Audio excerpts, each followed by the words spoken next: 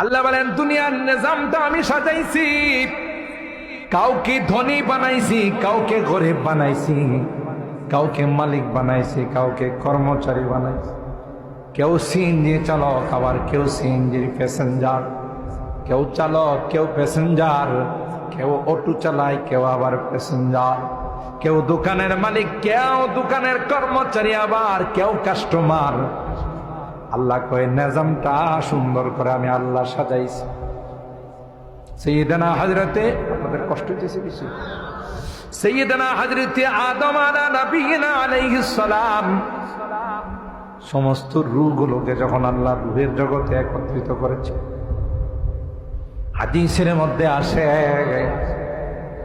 আল্লাহ আদমকে বললেন, আদম তাকাইয়া দেখো, ডাইনে বামে সামনে তাকাইয়া দেখো, যা দেখতেছো সবাই হবে তোমার সন্তান। সুবহানাল্লাহ। হযরত আদম দেখলেন কেউ সুন্দর, কেউ কালো, কেউ লম্বা, কেউ খাটো, কেউ ধনী, কেউ গরিব, কেউ মালিক, কেউ কর্মচারী। আদম আলাইহিস সালাম আল্লাহকে কয়, লাউ সাওয়াইতা বাইনাহুম, আল্লাহ সবগুলোই তো আমার সন্তান, একরকম বানাইলে ভালো ছিল না?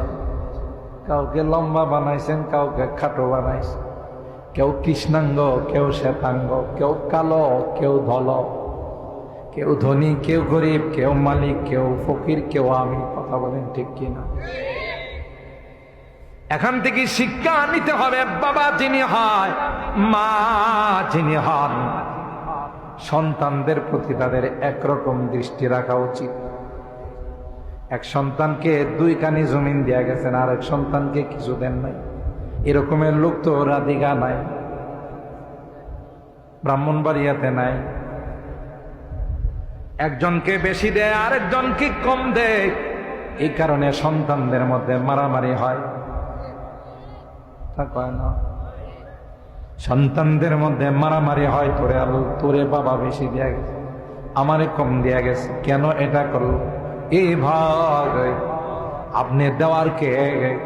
আপনি দুনিয়ার থেকে চলে গেলে আল্লাহর কালাম যার যার বন্টন, যার যার অংশ তার কাছে পৌঁছাই দিন।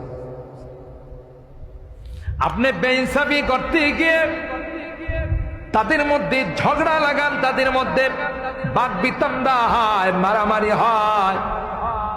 বাবার উচিত সবার প্রতি একরকম দৃষ্টি রাখা, একজনের প্রতি সুনজর আর একজনের প্রতি কুনজর। এটা আসলে প্রকৃত অর্থে বাবা নয়। কথা কয় না? রাগ করতেছেন মনে হয়? কোরআনের কথা, হাদিসের কথা। হযরত আদম বললেন, লাউ সাওয়াইতা বাইনাকুম, সন্তান যেহেতু সবগুলো আমার, আল্লাহ সমান করে বানাইলে ভালো ছিল না? সবাই ধনী, সবাই সুন্দর, সবাই লম্বা, সবাই শিক্ষিত। আল্লাহ ডাক দিয়া কয়, আদম তুমি বুঝবা না আদম কি জন্য বেশ কম করে বানাইছে। যদি সবাই যাত্রী হতো, সিএনজি চালানোর লোক পাওয়া যাইত। সবাই যদি মালিক হতো, তাহলে কর্মচারী পাওয়া যাইত না। সবাই যদি ধনী হতো, তাহলে কামলা পাওয়া যাইত। এখন দেখবেন আল্লাহ এমন সুন্দর করে সাজাইছেন, আপনি রাধিকা থেকে ব্রাহ্মণবাড়িয়া যাবেন, অটো চালক, সিএনজি চালক দাঁড়াই থাকে। ভাই শহরে যাবেন, কাউতলি যাবেন, ভাদুঘর বাস স্ট্যান্ডে যাবেন, আসেন। ওখানে আপনাকে এত কষ্টের মধ্যে বিভিন্ন গর্তের মধ্যে চালায়া নেওয়া যায়। আপনি যখন 20 টাকা, 30 টাকা, 40 টাকা তাকে দেন, সে কিন্তু খুশিতে আনন্দে আত্মহারা হয়ে যায়।